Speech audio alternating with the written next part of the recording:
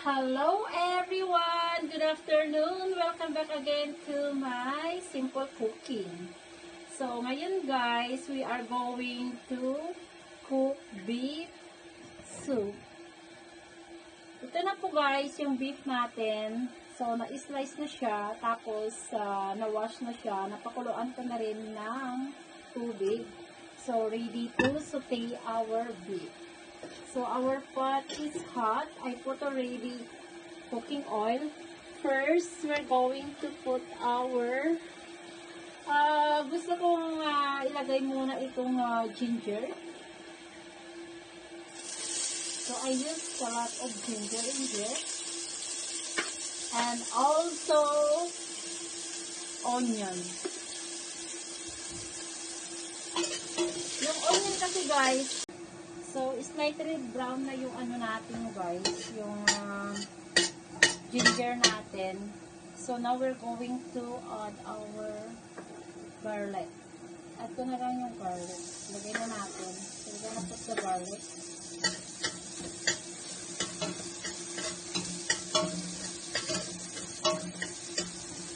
So, we're going to saute until slightly brown.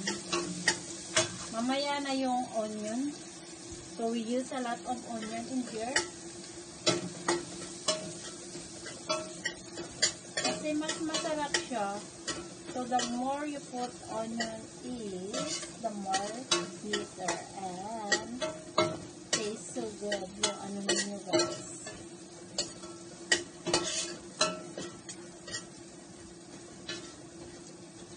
Kasi, naglagay kayo ng maraming onion, nagbibigay din siya ng mas malasa at saka natitinderalize yung meat natin. So, next is our onion.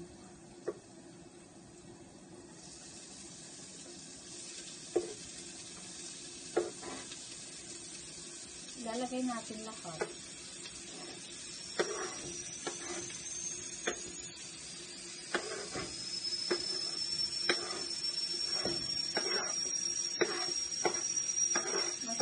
Pag maraming onion. So, isuti lang natin guys until mag-translucent yung onion natin before na ilagay natin yung beef. Then, ngayon guys, maglagay tayo ng ground pepper. Mamaya maglagay tayo rin ng buo-buo. Yan. The water is boiling. Yan na guys, na-translucent na yung ano natin. Nasuti na natin yung onion. So, ready to put our sliced beef.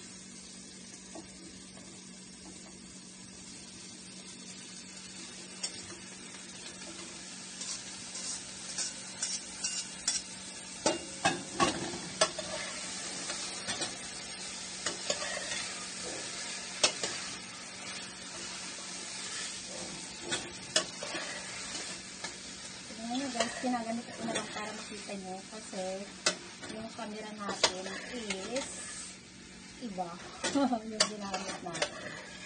Wala siyang stand. Na-fall na kasi yung cellphone ko guys. Yan. Wow!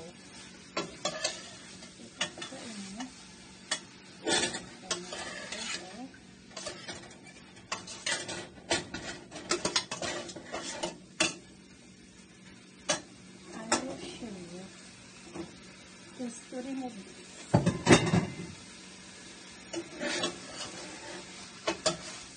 Halo-haloin lang para ma-incorporate lahat yung nilagay natin na spice. So, hindi pa ako naglagay ng salt dito guys. Mamaya na lang tayong maglagay ng salt. Yung halfway na lang. Para madaling lumambot yung beef natin. Madaling lumambot itong beef natin guys kasi nalagay tayo ng maraming onion. Nakakatulong sa pagpalambot ng beef natin. Tenderizer. gatas ng onion. Yan. Ganyan siya. Oh.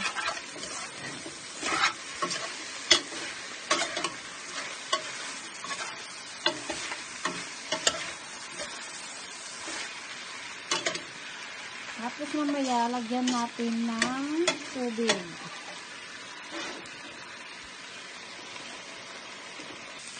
So, mag-use na lang tayo ng boiling water para madaling kumulo yung soup natin guys. Yan.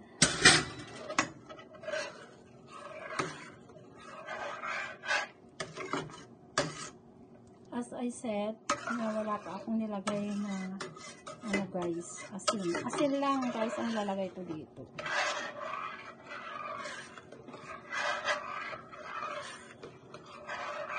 Yan.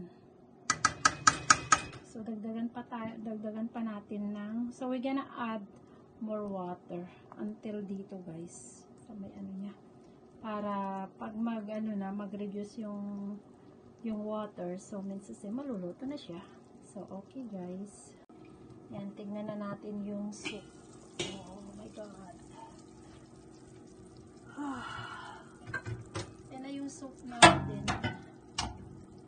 Yan na yung soup natin guys. Okay na siya. Look at that. Yan na guys, pwede na nating i-serve. Kung gusto nyo maglagay ng mga garnish, ampalaya, pwede guys, pero wala ang ampalaya, wala ang sili.